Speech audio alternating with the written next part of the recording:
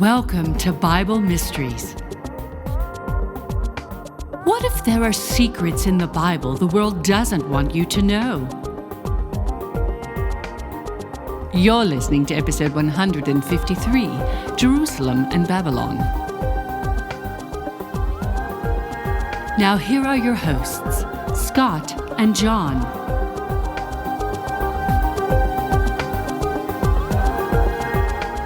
Welcome back to Bible Mysteries Podcast. I'm Scott Mitchell. I'm John Potts, and this is the show that talks about things in the Bible the world doesn't want you to know. I'm curious to know what kind of fallout we're going to have from our episode about Washington, D.C. Uh-oh. They're coming to get us? Yeah, well, no. We're probably insignificant to them, but, you know, they have a tendency to want to arc inside their enemies. Yeah.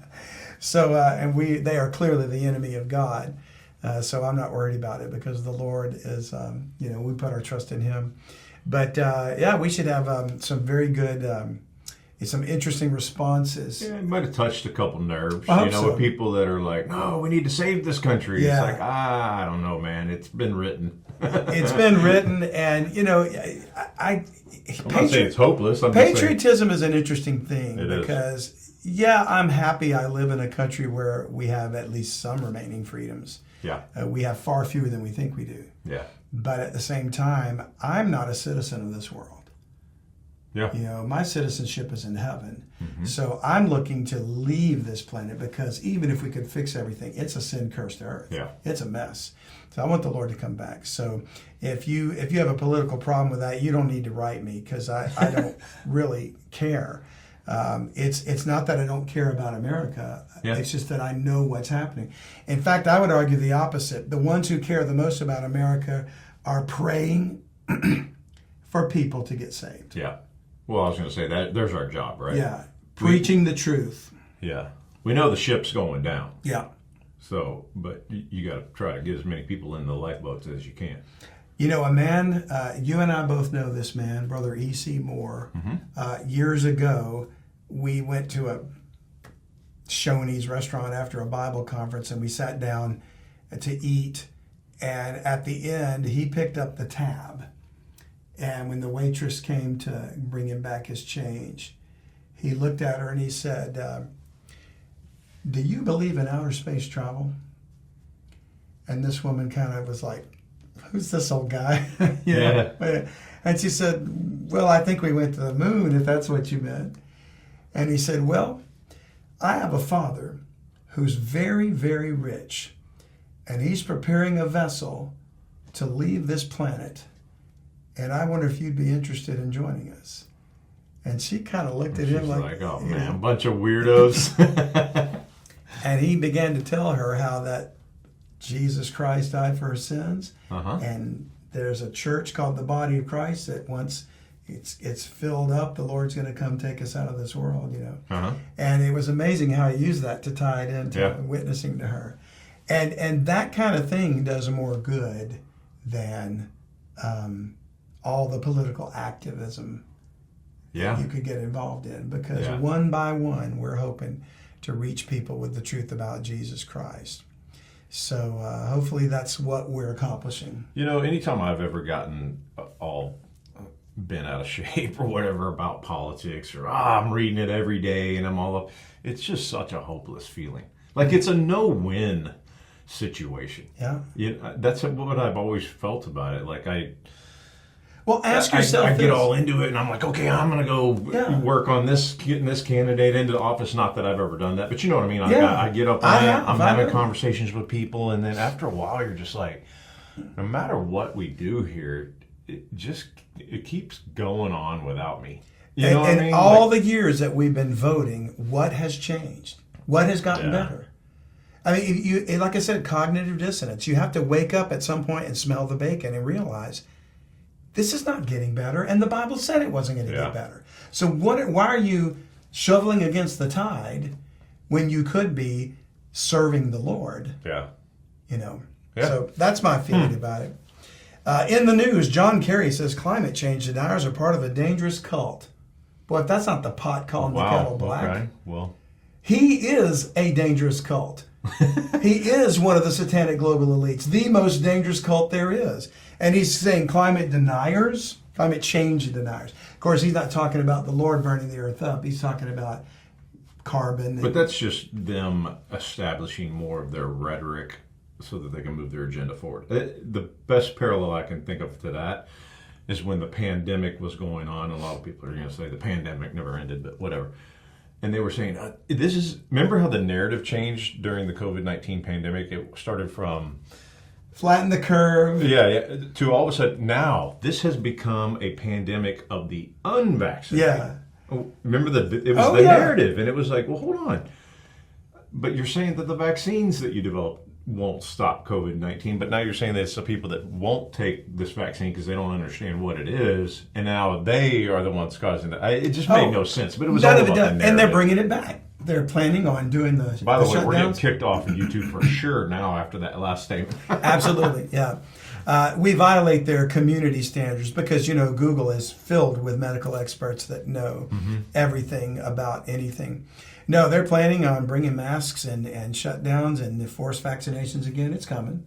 This month? Yeah. By the way, folks, we want to remind everybody here, because I know YouTube is popular and growing, but Google is run by the satanic global elite, so we're just using their tools against them. I have every expectation that they're going to remove us and do things. But Rumble, we're on Rumble, and they don't do that. Yeah. So any episodes that you can't watch here, watch on Rumble. Okay. Because they're not run by satanic people. We should maybe start bringing that up at the beginning of every podcast then, so people know. Yeah, I guess where we to could. go. Yeah. Yeah. Hopefully people will know that they have many options. But anyway, I just wanted to bring that up about, as somebody as absolutely useless, worthless, and insignificant as John Kerry, making statements like that makes the news. But he's as big an idiot as any of them, so. Rock legend Alice Cooper condemns the fad of indulging children in transgenderism. Isn't it sad that it takes a guy like Alice Cooper to tell us that transgender is wrong? Yeah. I mean, that's just funny to me. And I have nothing against Alice Cooper, but he was the originator of shock rock and used to do Welcome to My Nightmare and Feed My Frankenstein and all these kind of very satanic oriented things. Yeah. I've heard some people tell me that he may have found faith in Christ. I hope that's true. He has a testimony of faith. Does he? Yeah. I've seen short clips of him, talking about it. Wow. Well, more power to him. And it's funny how others, even I think Carlos Santana said something the other day. A man is a man and a woman is a woman. Yeah. I saw that. I mean, people are starting to stand up and fight this. So that means they're good. So you got the one side that says, they're on the ropes, they're on the run because the people are starting to stand up against them. But no, I'm not so sure. I think they're trying to find out who their targets are because they are going to promote their agenda. Yeah. They're going to try their best to eliminate them. By the way, John, speaking of doing some good and reaching people, 201,000 unique listeners. Unique listeners. As of today on Captivate. That's all because you guys are helping spread the word. I think right now our YouTube channel has close to 4,500 subscribers. Okay. Now, our actual paid subscribers, our seekers, that's the number we're hoping to get up because we want to try to fund our show and have it self-sustaining. And have it expand. Right. And absolutely expand. So we have a goal of 500 by the end of the year. I'm not so sure we're going to meet that. We're at 325 now. Okay. So it's touch and go. We might be able to get there. There's a lot of attrition, and we understand that because, it's an expense, $7 a month for the premium content. But we try our best to give you something for that value. You get the full length episodes of our guest interviews. You get our newsletter, which we do an article every week and we answer questions, listener questions. We have a video for On the Patio, which we do every month. Yep. And then also we have a forum at BibleMysteriesPodcast.com where it's our Seekers Forum where you can come in there and gain access to all that content and the show notes, the downloadable show notes. I keep forgetting. But also you can, comment to us, say things, ask for prayer requests, whatever. So we want to try to make it something that you feel like you're getting some value for this. But either way, we appreciate you guys for subscribing. But most importantly, you're supporting a ministry. True. Yeah. And people can donate too. They do donate through Unlock the Bible Now. And you can donate through Supercast as well for the podcast. So we appreciate that as well. As a matter of fact, for those that donate regularly, you do not know what a blessing that is, that we can actually budget, no matter how small, that amount to put towards what we do. Mm-hmm. Sometimes we have to purchase newer equipment or whatever. We're always trying to improve. And so ultimately, we're paying for services and things. Oh, I should mention before it's too late, September the 18th of 2023 will be our 3rd year anniversary. Okay. That's the day 3 years ago that we put our first podcast out. So we're going to have a live Q&A session, which we're going to try to air on something like YouTube or Facebook. I guess it's going to depend on whether YouTube bans us again. Okay. And if we have to, we'll do it on Rumble. Yeah. So, whatever it takes. But be looking for that. We'll be advertising that. Sandy, my producer, will be promoting that. Okay. So, 3 years, 201,000 unique listeners. And 154 episods. Wow. Yeah. That's a lot of research. And only missed 1 week, which was a few weeks ago because my dad passed away. Yeah. And that just, the timing couldn't work out for us to get that finished. And by the way, we had a lot of very nice well wishes and prayers and sympathy thoughts from all of you about my dad, Bill Mitchell. Just so you'll know, he had a testimony, so he's with the Lord. He's where I want to be. And I appreciate all of you that sent your thoughts and prayers. Okay. All right, John, why don't we get started today? Yeah, so let's talk about the seekers that we have that brought this episode to us, right? So we would like to say thank you to Sharon G., Scott D., Vanessa N., Cindy and Dave Z., and Abby D., all of which became seekers, which is our premium subscribers in March of this year. We appreciate you guys very, very much. Thank you for supporting us. So, John, we're going to talk about Jerusalem versus Babylon today, as promised last episode. Okay. Many have tried to decipher the meaning of Mystery Babylon, the Mother of Harlots in the book of Revelation. It's been applied to Rome, the Catholic Church, London, Washington, America, Hollywood, the Pope. I mean, there's been so many, attempts to try to describe it and decipher it. They thought Hitler was the Antichrist, so maybe the Third Reich, whatever.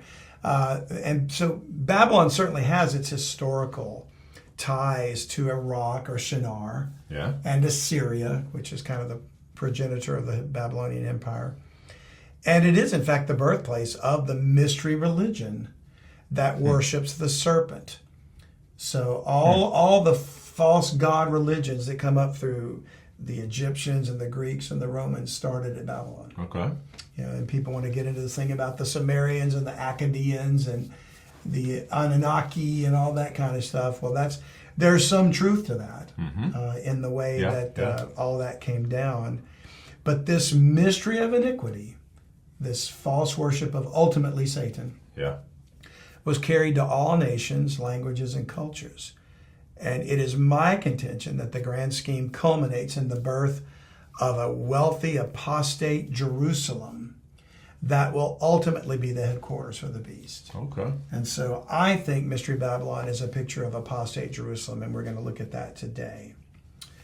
We're going to start in Revelation 17, because that's where we get the term. We need to take note that this woman we're about to read about is the mother of many harlots. Okay. So like I mentioned, I think maybe last episode, it could be that all these cities that have ever had prominence or power at one point, like Washington or London or Paris or Madrid, wherever the first kingdom, or Byzantium, or Rome, they are probably daughters of the main harlot. Okay. But that ultimately the one that's going to culminate, and why she's called Mystery Babylon, is because she's identified with being drunk with the blood of martyrs and saints. And this is going to help us identify the location. Okay. So Revelation 17, verse 1. And there came one of the 7 angels, which had the 7 vials, and talked with me, saying unto me, Come hither, which is here. I will show unto thee the judgment of the great whore that sitteth upon many waters, with whom the kings of the earth have committed fornication, and the inhabitants of the earth have been made drunk with the wine of her fornication. So remember that term, drunk with wine, and fornication, because they both tie in with idolatry and martyrs. Okay. So he carried me away in the spirit into the wilderness, and I saw a woman sit upon a scarlet-colored beast, full of names of blasphemy. Now, right off the bat, something just popped into my head. I'm going to interrupt myself. He carried me in the spirit into the wilderness. Over and over again in the wilderness, we see referred to as a place of refuge for Israel when they flee from the Antichrist. Yes. So it's almost like, from the vantage point of being in that place of refuge, they're looking back at where they just came out. Okay. Another indicator of where this is. Okay. Yeah. So took me into the wilderness, saw a woman sit upon a scarlet-colored beast, full of names of blasphemy. So the scarlet-colored beast is the serpent or the dragon, having 7 heads and 10 horns. Not the woman, but the beast. Mm-hmm. And the woman was arrayed in purple and scarlet color and decked with gold and precious stones and pearls, having a golden cup in her hand full of abominations and filthiness of her fornication. And upon her forehead was a name written, and in all capital letters in the King James Bible, it's the name Mystery, comma, Babylon the Great, comma, the mother of harlots and abominations of the earth. So her title isn't really Mystery Babylon. Mm-hmm. Her title is Here's a Mystery. Yeah. Babylon the Great, who is the mother of harlots and abominations of the earth, is this woman. Okay? Yeah. Which we're going to see in a moment is a city. Okay.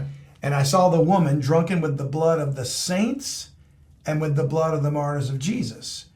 And when I saw her, I wondered with great admiration. All right, now, if we're calling it Babylon from antiquity, as we talked about the Tower of Babel a little bit last week, and we're going to go into more detail in a minute. Well, there weren't martyrs of Jesus.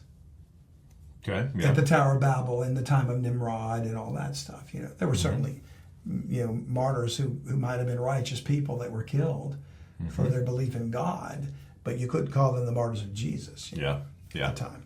So that's another clue to help us identify the city. So let's go to Genesis 11.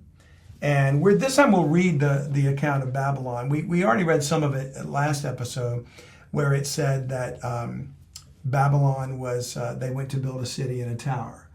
But we didn't get to the name. So in Genesis 11, verse 8, it says, So the Lord scattered them abroad from thence upon the face of all the earth. He came down to cause them to stop doing what they were doing. Yeah. And they left off to build the city. So it's a city. Therefore is the name of it called Babel, because the Lord did there confound the language of all the earth. And from thence did the Lord scatter them abroad upon the face of all the earth. So Babel, or Babylon, has its beginnings in Genesis.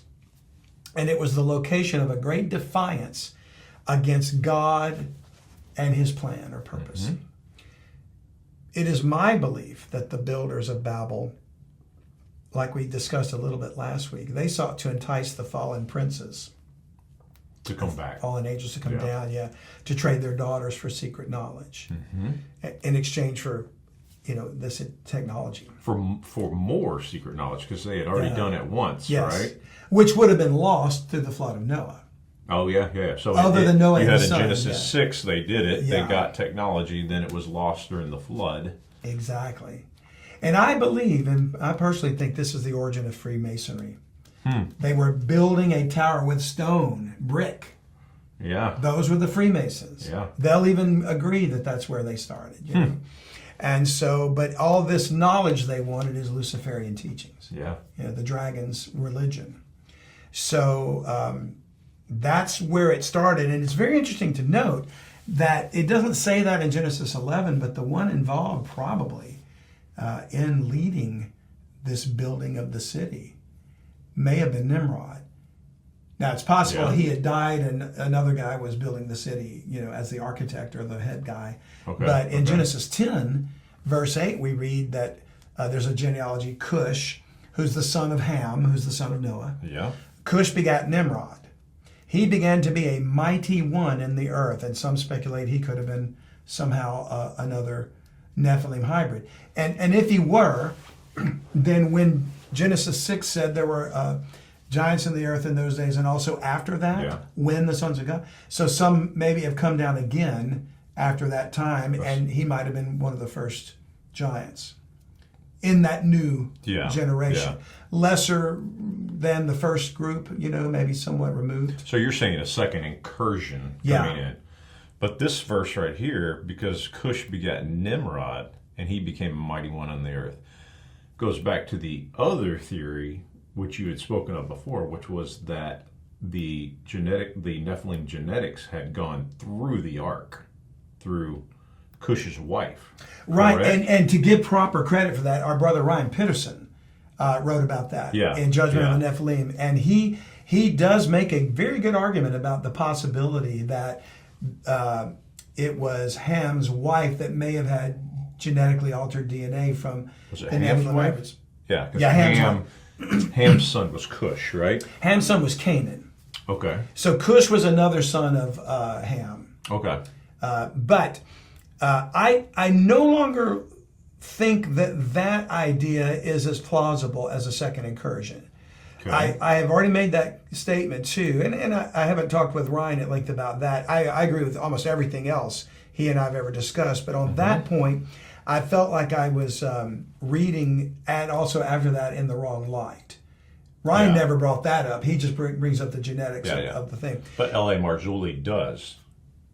When you're talking about that phrase in that verse that says, "And there were giants in the world in those days, comma, and after that." L.A. does bring that up. Yeah. In that book, Countermove. Yeah, Countermove. He makes a very clear argument there, which was the way I originally read it myself, because I thought, well, that's clear English to me. So I've returned to that clearer meaning and understanding of that.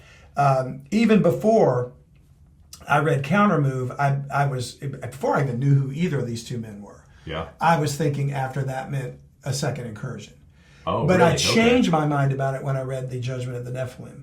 Okay. And that seemed very plausible, and I preached it, and then I turned around and I preached it. I talked. And now you've changed back again. And I've changed again. And we did this episode a few weeks back.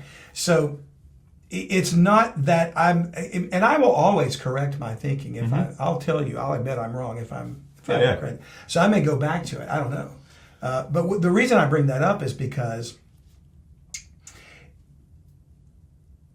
is it possible that if Nimrod may have been a hybrid, and he had nothing to do with Canaan, now there could have been, you could say, well, there was genetics from Ham's wife, and it could give more argument to Ryan Pitterson's theory. Yeah. But what if somehow there was another thing going on there? We talk about abductions today. We've had Karen Wilkinson on, multiple abductee, and the way that they operate. And by the way, Karen is going to come back on the show soon, and I can't wait. Yeah. She's got a book that's ready, and I've read it, advanced copy of it, and I know she's still got to make a few tweaks to it. She's told me she's working hard on getting that done, but folks, you're not going to be able to put this book down. First-hand experience of an abductee like this is, it's beyond what she shared with us in our interview. She sent me a copy. I read it in 2 days. Yeah. It takes me 3 months to read a book. I'm not a good I read it in 2 days. It wasn't it. You couldn't put it down. Yeah, and it's a really easy read too. Yeah. So I sent her some notes saying it's a great read, but it is pretty wild. I'm not going to let the cat out of the bag on what it is. Yeah, I don't want to. I don't want to let it. Spoiler alert thing, But when we have her back, we're going to talk about it. And what I'll do is when I have the final copy, I'm going to read it again before I have her on. But I'm here to tell you that if they can genetically manipulate and create hybrids now, which I think they're doing, then why couldn't they have done that with Nimrod? Or for that matter, other giants in the land? And it was maybe a new technology for them, or it was a fledgling thing. And so my thinking is and I don't know this, but it's just a theory. I don't know that Nimrod was a hybrid, but if he was, but it says he was a mighty man, a mighty one. Yeah, a mighty one in the Or. I don't know if that was Gibborim, which is the same mighty men of renown from Genesis 6. And I could look that up right quick and find it. I guess I should take just a second because it will only take me a second to look up the word Gibborim. While you're looking that up, so going back to, you have Ryan Peterson's theory of the genetics came through the ark. You have L.A. Marzulli saying there was a second incursion, which you said that you believe in now. It doesn't matter, I guess, either way, because we know the Nephilim were there after the flood.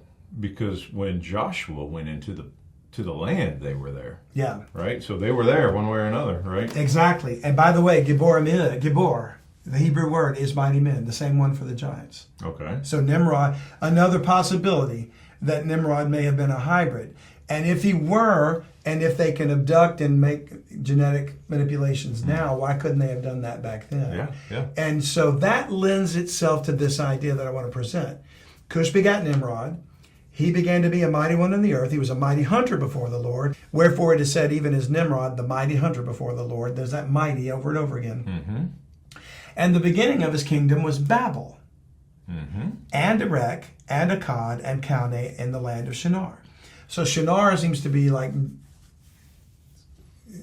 giant central. Yeah. But is it possible that the beginning of his kingdom was Babel, that they saw Nimrod, that he's a hybrid, and it's like, oh, then the gods must have come down and created this special thing again. In other words, Cush begat him. Cush is his father. So you can't say his father was necessarily a fallen angel. Maybe something was going on there. Maybe there was a fetus implanted in Cush's wife. I don't know. Similar to what we learned with Karen. If that's the case, the beginning of his kingdom is Babel. And what are they doing with Babel? They're trying to reach back to the gods to say, come down. We want more of this. Yeah. Maybe that's what was going on when the Lord came down and said, I got to stop this. And he stopped it at that time. And now as it's resurged again, you could say, for whatever reason, it's a different agenda. There's a secret thing going on.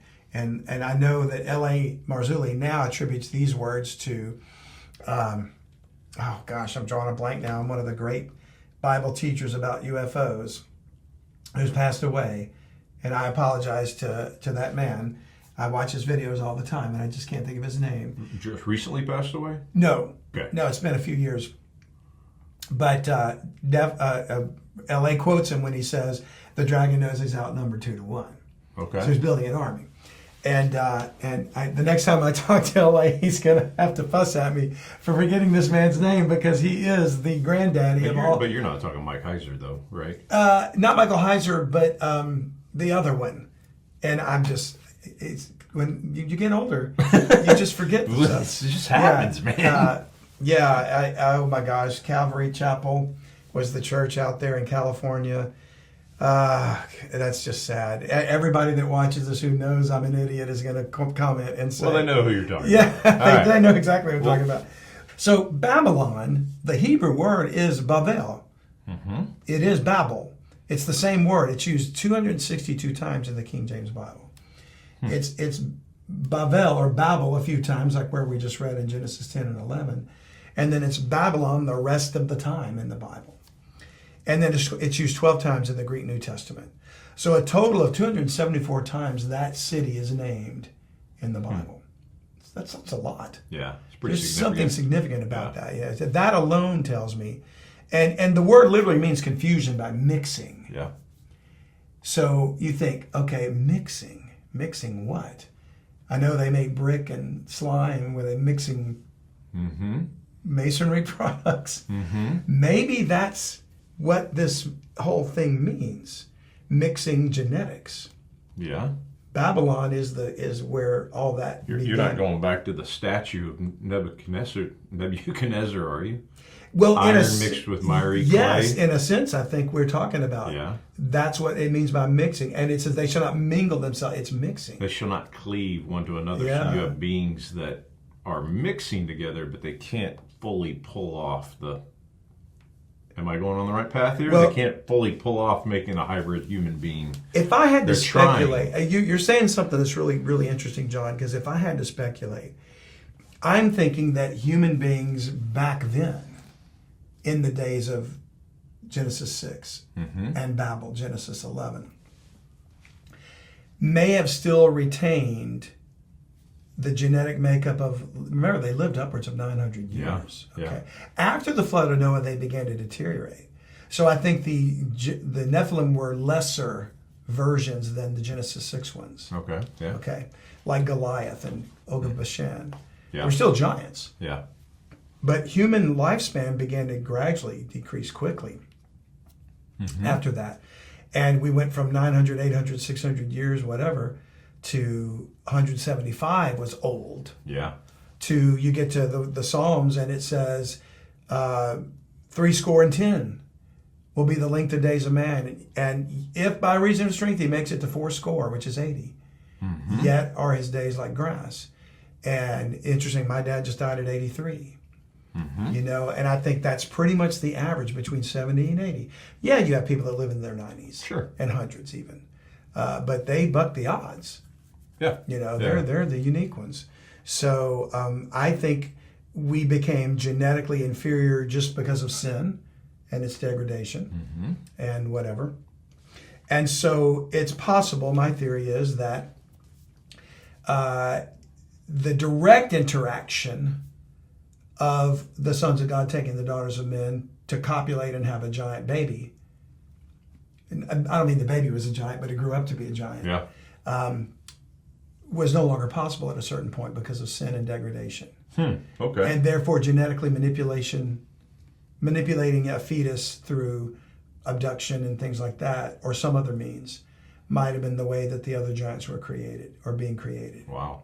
You know, so maybe with Nimrod, it was something uniquely different than, say, a current abduction phenomenon going on now, where aliens are like human hybrids. They look sort of like grays and sort of like humans, but they're not giants. Yeah. And yet, we did you hear about these tall grays, 7-foot tall grays attacking that village in Peru? That I didn't hear about them attacking, and I thought I heard about a UFO crash, and then these beings were in somebody's backyard. Is that the one you're talking about? No, that's Las Vegas. I'm talking about Peru. Okay. In the Amazon. Timothy Alberino covers this quite a bit. You have to check out some of his videos. Okay. And they were almost like floating over on the air, and they grabbed a girl, and they're being attacked. There's a village being attacked down there by something. Wow. Yeah. And so I'm just saying there's a lot of weird things going on. Like there's multiple cases of people disappearing from this village or something like that? Or being attacked? And they're called skin peelers. The Peruvians call them skin peelers. These people show up or face peelers. Okay. Their face is peeled off, like cattle mutilations. Whoa. Yeah, it's creepy. Yeah, that's weird. Yeah. So check it out. If you look up anything about going on in Peru, it's Iquitos, I think, is the city. Okay. Or village. Hi, if you're enjoying this podcast, please consider being a full-time subscriber. We are going to use these funds to expand the message and get the word out about what's in the Bible that the world doesn't want you to know about. That's right, John. We appreciate you listening, but we'd love it if you'd subscribe. That way we can reach more people with the time we have left. So enjoy the rest of the podcast, but think about subscribing if the Lord puts it on your heart. To subscribe, just go to BibleMysteries.supercast.com. Thanks.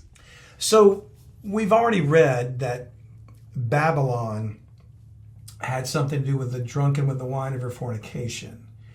And if we look in Revelation 14, verse 8, we read, "And there followed another angel saying, Babylon is fallen, that great city." So we know it's a city. In 17, it was a woman. Now we know it's a city. "Because she had made all nations drink of the wine of the wrath of her fornication." So if Babylon is drunk with the blood of martyrs and saints, then all nations participate in the persecution and death of God's people. Okay. This is the wine of the wrath of her fornication. So we now know she's a city. The woman is a type. She's a city. And in her is the blood of martyrs and saints. Yeah. all nations participate in that because she made them all drink of the wine of the wrath of fornication. Yeah. So I don't think the persecution only happens in one place. Yeah. It's happened all over the world, and it's happening now. But it started there. Well, where did the first believers in Jesus come from? From Jerusalem. From Jerusalem. Yeah. Yeah, from Israel. So that's another hint on top of he took him out to the wilderness to see it, the city. Yeah. And we'll get back to the city here in just a moment. But look in chapter 16, Revelation 16, verse 17. And the seventh angel poured out his vial into the air, and there came a great voice out of the temple of heaven from the throne, saying, "It is done." And there were great voices and thunders and lightnings, and there was a great earthquake, such as was not since men were upon the earth. So mighty an earthquake and so great, which tells me, by the way, we were talking about earthquakes last week. Yeah. There's an earthquake coming that has never been seen so Yeah. bad. I'll be glad to be out of here. No doubt. And the great city was divided into three parts. So imagine an earthquake that just divides a city into three Broke parts. the whole city. Yeah, break it up. And the cities of the nations fell. So this earthquake is going to be felt all over the world. And great Babylon came in remembrance before God, to give unto her the cup of the wine of the fierceness of his wrath. Now it's interesting that it said the great city was divided into three parts before it names it. Then it says the cities of the nations fell, and that's all of the nations, And then it says great Babylon came in remembrance before God. So the city divided into three parts is probably Babylon. By process of elimination. Or it could mean that he's saying that the great city is Jerusalem, and then he turns around and calls her Babylon. Do you think this is any reference to a nuclear war? It possibly could be. We don't know. Yeah. Or the detonation of a nuclear device in the earth, maybe. Yeah. Or under the ocean. I was kind of thinking that, like something, Like a missile that goes to the San Yeah. Andreas fault, or Yeah, and then it says all the other nations, and the cities of the nations fell. Almost like something happens in apostate Jerusalem, but then you also have, all these other cities that are destroyed from well, it's an earthquake. Worldwide, quote unquote, terrorist attack, nuclear weapons going. I don't know. I'm just speculating. Well, we know it's an earthquake, and whatever would cause such a bad earthquake, the worst it's ever been, could be natural, or it could be because of us, because of a nuclear weapon. Wouldn't surprise me. They're messing around. CERN could be extraterrestrial too. Could be CERN. Could be CERN for sure. Could be. So then we read, Babylon came in remembrance before God to give unto her the cup of the wine of the fierceness of his wrath. In other words, the wine of wrath is what God is pouring out because of her persecuting the saints and fornication. And every island fled away, which means why? Because of this earthquake, I bet tsunamis and tidal waves. And the mountains were not found. And there fell upon men a great hail out of heaven, every stone about the weight of a talent, which I think is like 100 pounds. It's either 75 or 100 pounds. Can you imagine a hailstone that big? And men blasphemed God because of the plague of the hail, and for the plague thereof was exceeding great. So they know it's God's behind it. So God's wrath is being poured out upon the earth, but it focuses particular attention on Mystery Babylon here. Her remembrance, it says. She came in remembrance before God. It's the beginning, I think, of the vengeance for the death of his prophets, his martyrs, and his saints. Prophets, martyrs, and saints. So let's go back to Revelation 17 so we can get the rest of the riddle about the woman, Mystery Babylon, and put it together. So we start in verse 7. We left off at 6. And the angel said unto me, wherefore didst thou marvel? Because he said, I marveled at the woman that rode the beast, which was the dragon. And the angel said unto me, wherefore didst thou marvel? I will tell thee the mystery of the woman, and of the beast that carrieth her, which was that dragon, which hath the 7 heads and 10 horns. The beast that thou sawest was and is not, and shall ascend out of the bottomless pit and go into her perdition. So it's a picture of the government of the Antichrist. Yeah. And the 10 kings and all that is part of it. And they that dwell on the earth shall wonder, whose names were not written in the book of life from the foundations of the world, when they beheld the beast that was and is not and yet is. And here is the mind which hath wisdom. The 7 heads are 7 mountains upon which the woman sitteth. Now, there have been many that have taken that to mean, oh, well, the city sits on 7 mountains, so it must be Rome, because there's 7 mountains in Rome, or something like that. Okay. Yeah, Alexander Hillah, the 2 Babylons, is a book he wrote many years ago. Okay. And but he's not saying that the city sits on 7 mountains there. He said the 7 heads are 7 mountains on which the woman sitteth, and they're kingdoms, they're empires. Yeah. Mountains are references to empires. There are 7 kings, he says. 5 are fallen, 1 is not, and the other is not yet come. And when he cometh, he must continue a short space. And the beast that was and is not even, he is the 8th of 7, and is of the 7 and goeth into perdition. So I don't think he was trying to describe the geography of a city with 7 mountains. And that's where Alexander Hillah, I believe, got it wrong. Okay.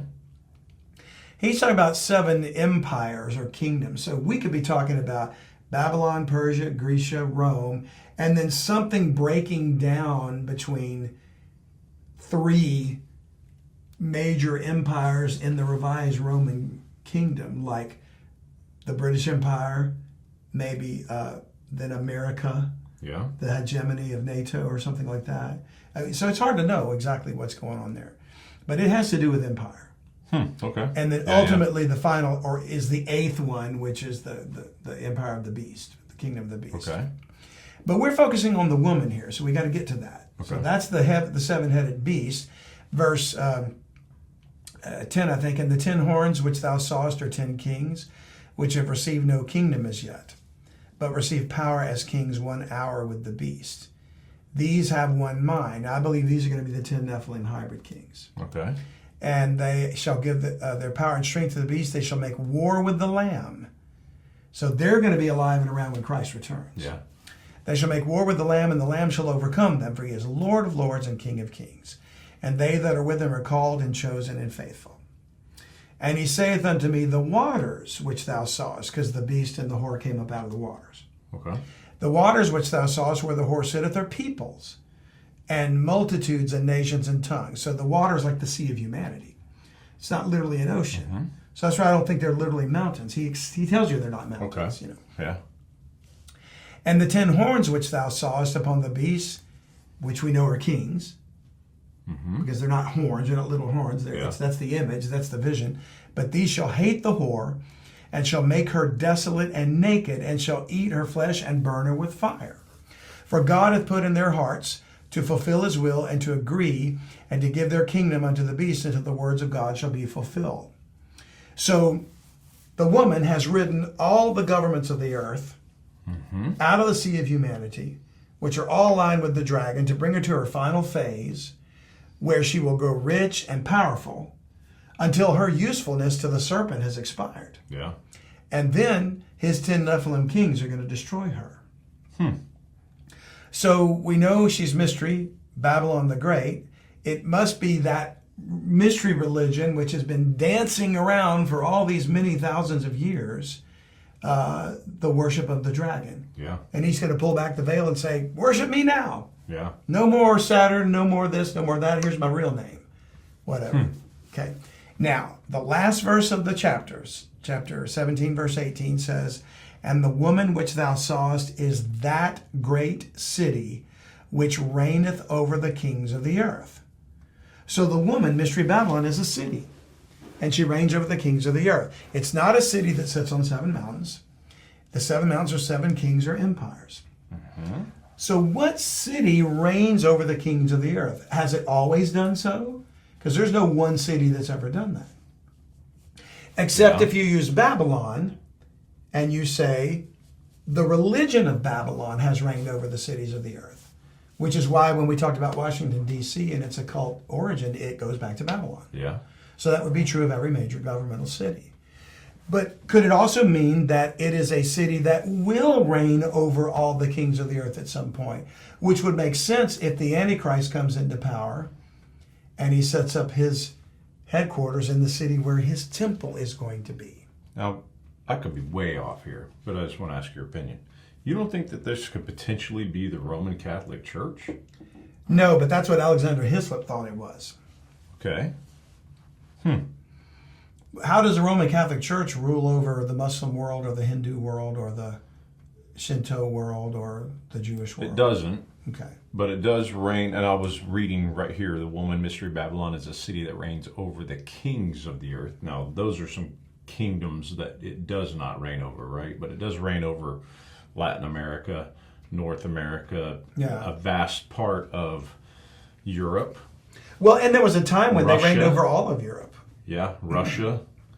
I don't know about, I would say no to China, right? Well, the Catholic Church didn't reign over Russia. The Greek Orthodox Church did.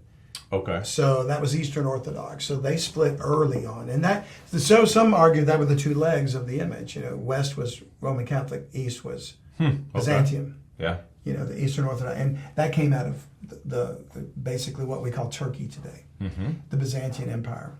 And that migrated up through Armenia to Russia and all that. So there's a lot of Eastern Orthodox. Okay. Even Armenia today is East Orthodox.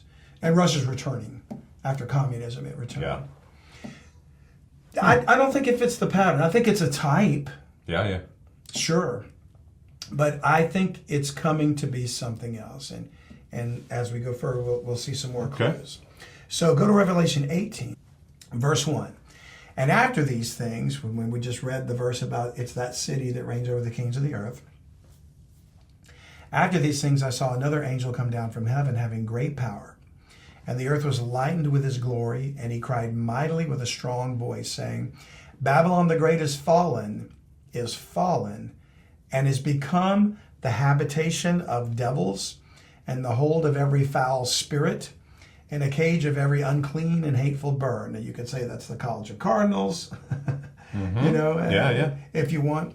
But I think it's more than that. For all nations have drunk of the wine of the wrath of her fornication, and the kings of the earth have committed fornication with her, and the merchants of the earth are waxed rich through the abundance of her delicacies. Okay, so now, where does the Catholic Church cause everybody to get rich? They're rich. No doubt. But I'm not so sure that this, and then it's the habitation of devils, the hold of every foul spirit, the cage of every unclean bird. And this entire chapter is going to be the destruction of Babylon. Okay.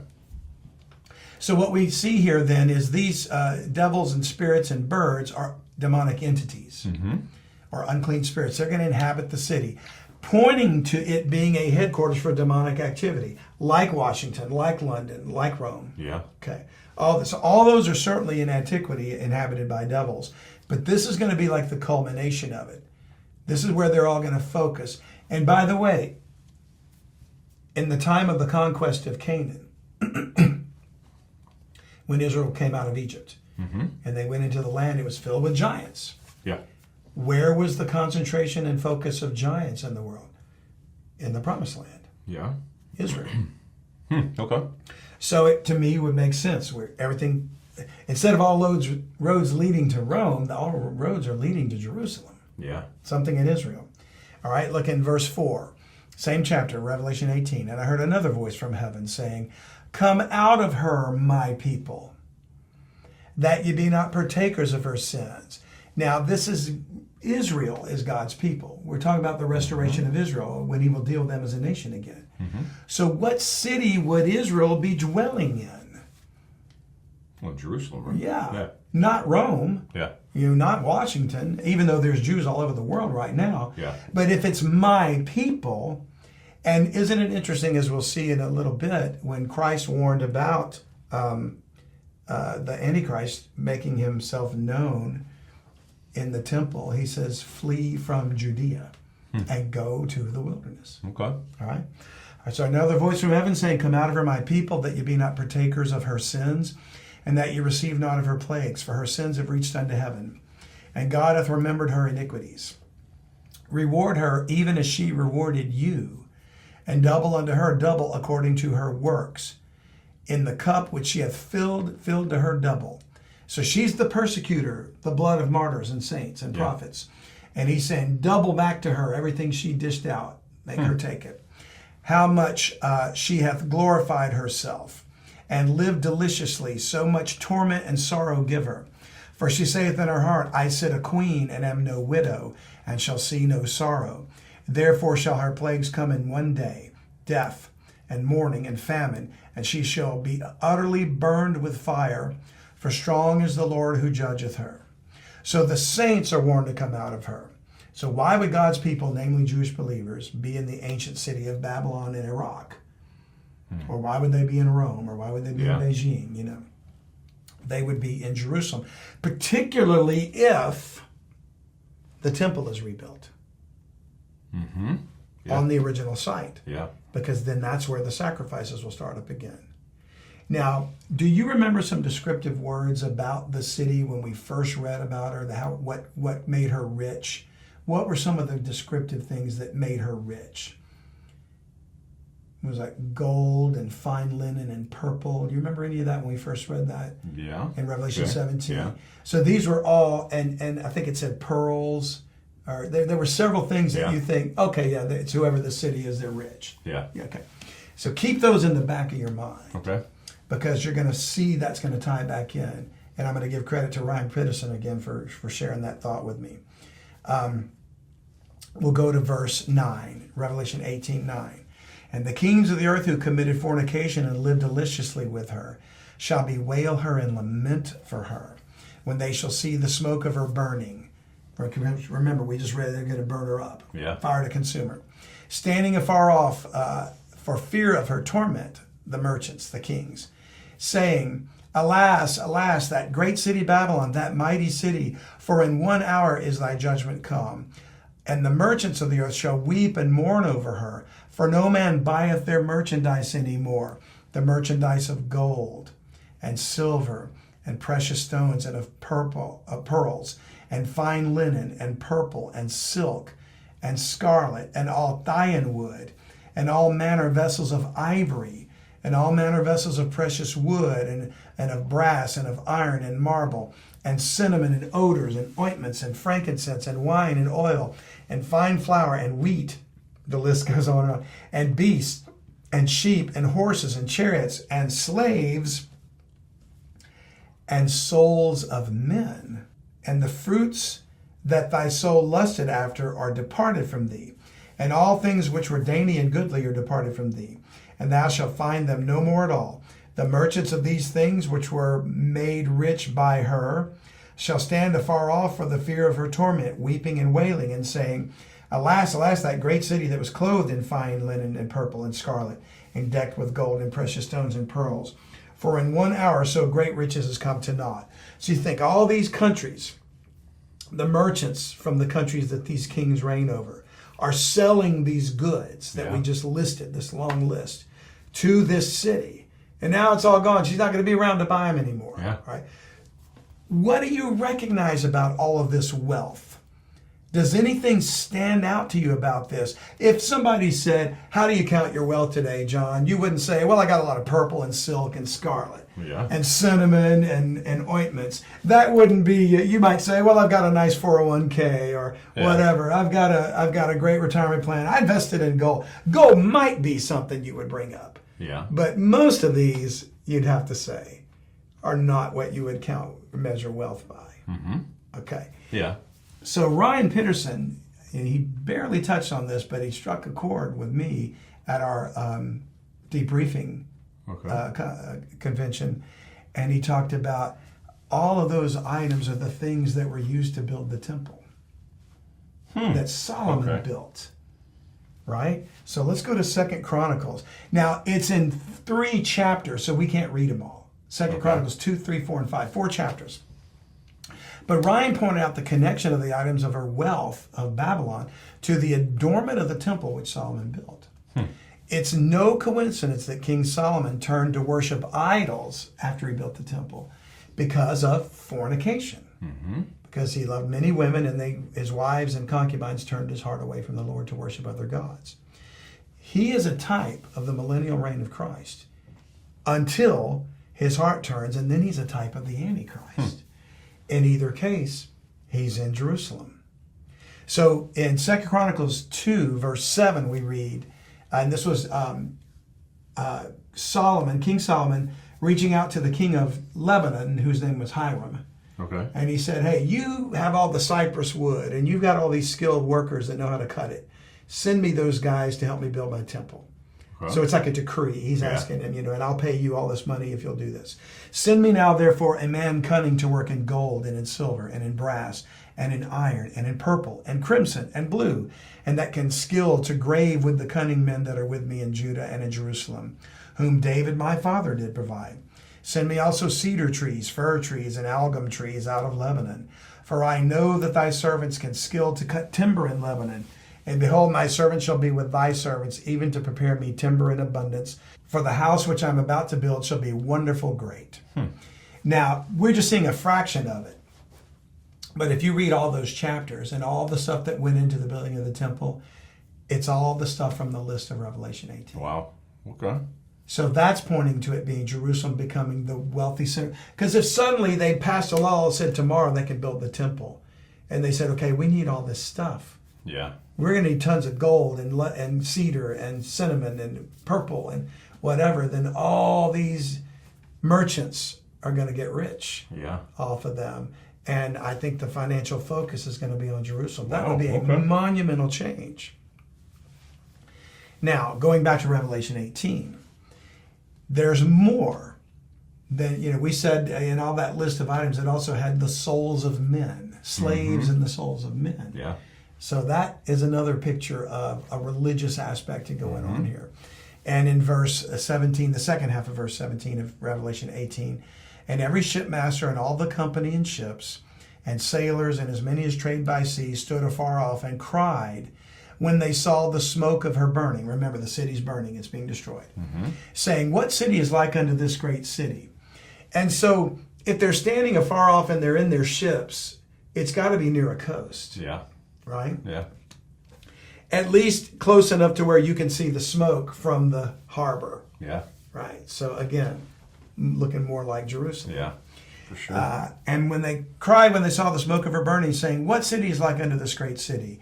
And they cast dust on their heads and cried, weeping and wailing, saying, alas, alas, that great city wherein were made rich all that had ships in the sea by reason of her costliness. She's going to be rich. For in 1 hour is she made desolate. Rejoice over her, thou heaven, and ye holy apostles and prophets. Now there comes a big red flag. He says, rejoice heavens and the apostles and prophets. What do they know about Rome or DC or Geneva? Yeah. Right? For God hath avenged you on her. Avenged you on her. Then she, the city, must have had some connection to their deaths. Right? And a mighty angel took up a stone like a great millstone and cast it into the sea, saying, thus with violence shall the great city Babylon be thrown down, and shall be found no more at all. And the voice of harpers and musicians and of pipers and trumpeters shall be heard no more at all in thee. And no craftsman of whatsoever craft he be shall be found any more in thee. It took a lot of craftsmen from Hiram to help Solomon build the temple. Yeah. And the sound of the millstone shall be heard no more at all in thee. The light of a candle shall shine no more at all in thee. And the voice of the bridegroom and of the bride shall be heard no more at all in thee. Come out of her, my people. The people of it, God is the bride. Yeah. The bridegroom is Jesus, right? And for thy merchants were the great men of the earth, for by thy sorceries all nations were deceived. And in her was found the blood of prophets and of saints and of all that were slain upon the earth. So the blood of prophets and saints and all that were slain has to do with the saints and the prophets. Yeah. So it's Jerusalem. Jesus earlier than this actually tells us Jerusalem is responsible for the blood of all the prophets and saints. Luke 11, verse 46. And he said, woe unto you also, ye lawyers. He's talking to the Pharisees and the scribes and the lawyers that live in Jerusalem. And we talk about, the hold and habitation of every unclean bird and every foul spirit. Yeah. That's what these guys are, the religious leaders of Israel. Just like our politicians today. They're demonic, controlled entities. Wow. Woe unto you also, you lawyers, for you laid men with burdens grievous to be borne. We can say that of Congress. And ye yourselves touch not the burdens with one of your fingers. Woe unto you, for you build the sepulchres of the prophets, and your fathers killed them. Truly you bear witness that ye allowed the deeds of your fathers, for they indeed killed them. the prophets. And ye build their sepulchres, their tombs. Therefore also said the wisdom of God, I will send them prophets and apostles, and some of them they shall slay and persecute, that the blood of all the prophets which was shed from the foundation of the world may be required of this generation, from the blood of Abel unto the blood of Zacharias. And that tells me that when Abel was killed, it was somewhere in the vicinity of Jerusalem, before there was a Jerusalem. Yeah. Because the Garden of Eden is Israel. Yeah. Well, I should say Eden is Israel. They were cast out of the garden, but the region, the whole land, wasn't the garden. Yeah. From the blood of Abel unto the blood of Zacharias, which perished between the altar and the temple. Verily I say unto you, it shall be required of this generation.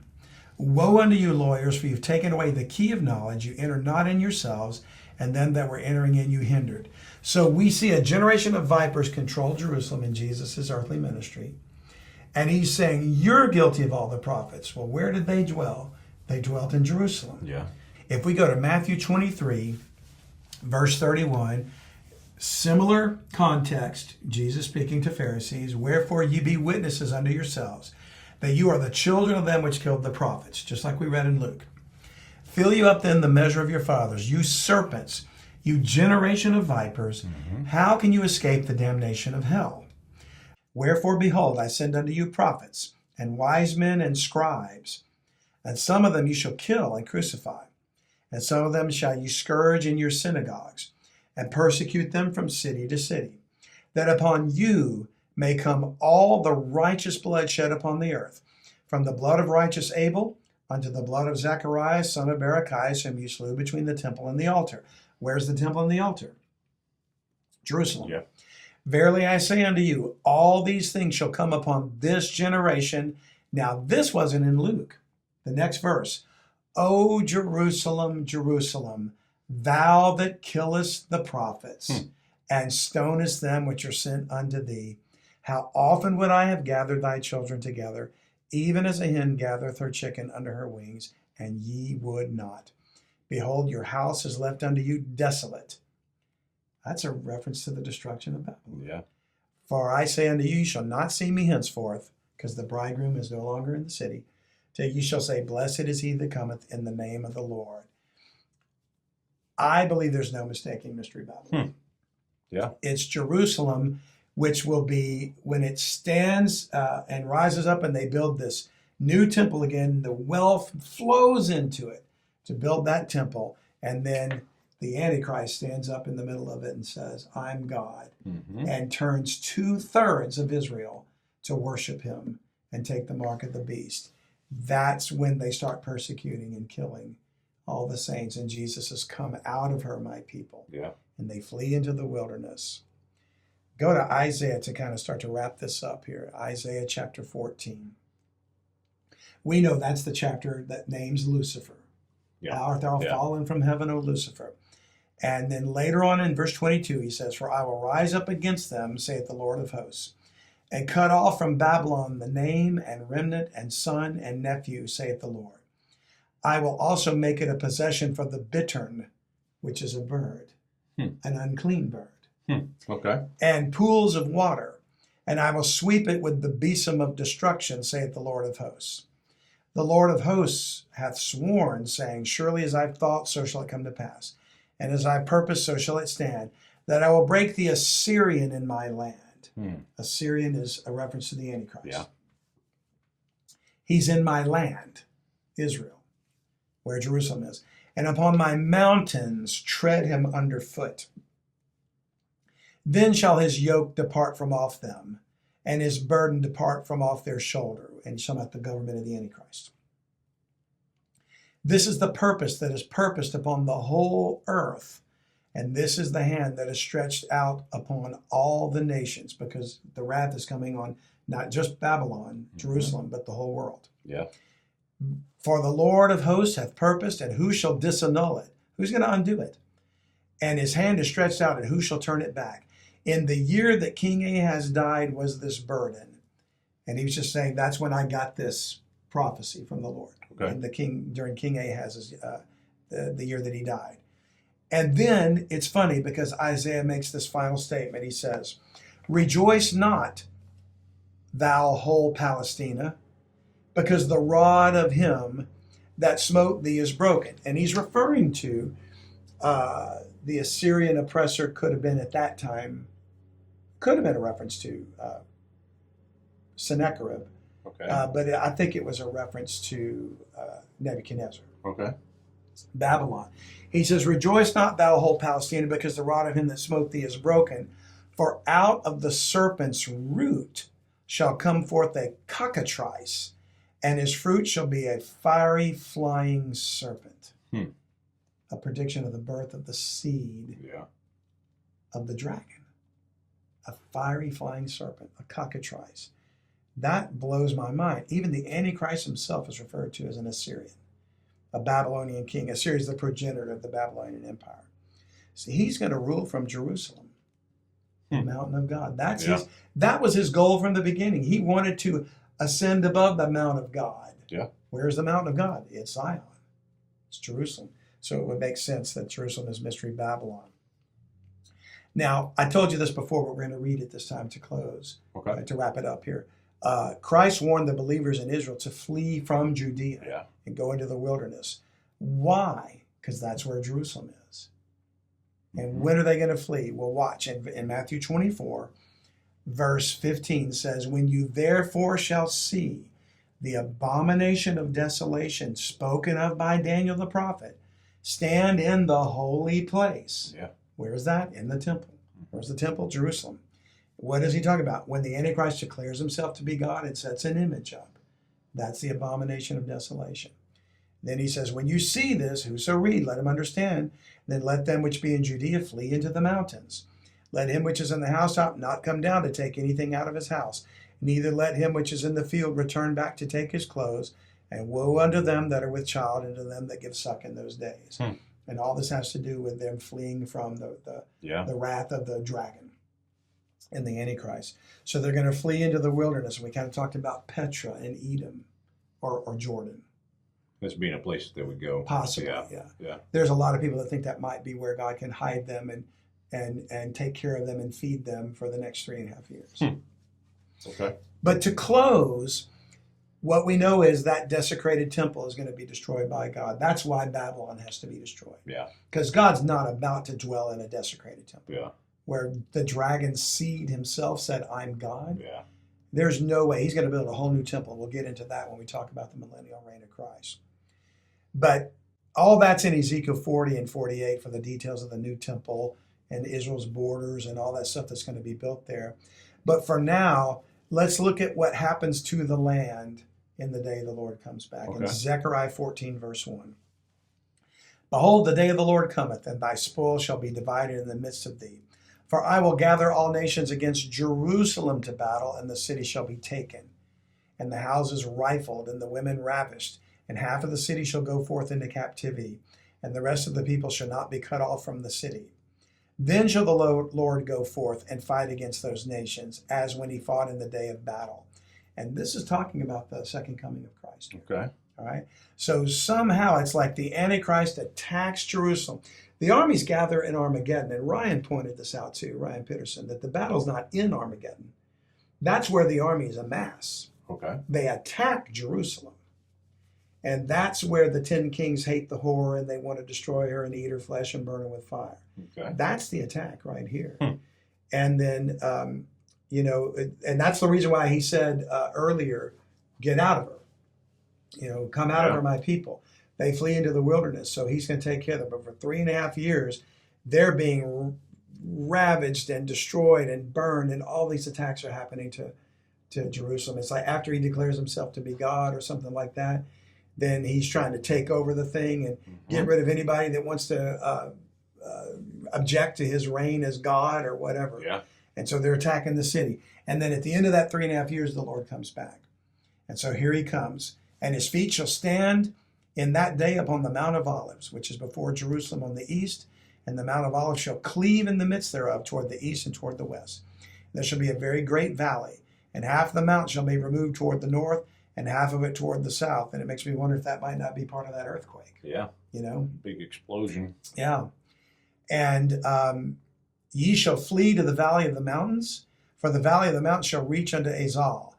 Yea, ye shall flee like as you said from before the earthquake in the days of Uzziah, king of Judah. So there's an earthquake for sure. And the Lord my God shall come, and all the saints with thee. And it shall come to pass in that day that the light shall not be clear nor dark, but it shall be one day which shall be known to the Lord, not day nor night. But it shall come to pass that at evening time it shall be light.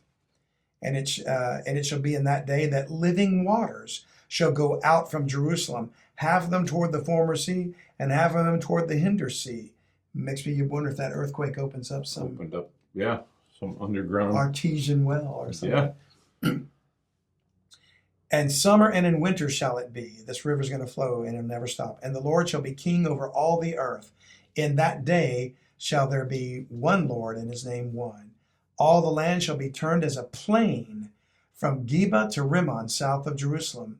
And it shall be lifted up and inhabited in her place, from Benjamin's gate unto the place of the first gate, unto the corner gate, and from the tower of Hananiel unto the king's winepress.